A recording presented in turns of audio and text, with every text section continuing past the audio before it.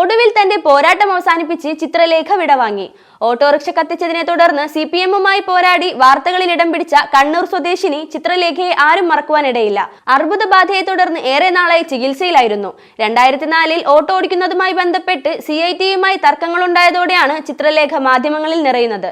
ഇടതുപക്ഷ രാഷ്ട്രീയത്തിലെ ജാതി വിവേചനത്തെ തുറന്നുകാട്ടിയ ചിത്രലേഖ വേഗത്തിലായിരുന്നു CPM-കാരുടെ കണ്ണിലെ കരടായി മാറിയത്.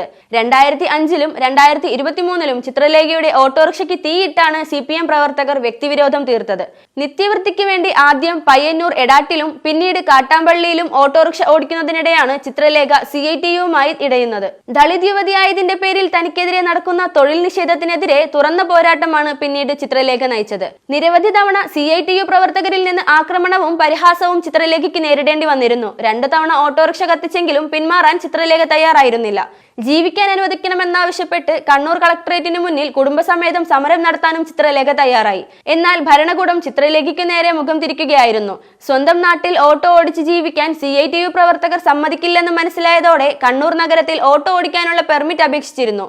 എന്നാൽ ഇത് അനുവദിക്കപ്പെട്ടില്ല. അവിടെയും പോരാട്ടത്തിന് ശ്രമിച്ചുവെങ്കിലും തന്റെ രോഗാവസ്ഥയ്ക്ക് മുൻപിൽ ചിത്രലേഖ കീഴടങ്ങുകയായിരുന്നു.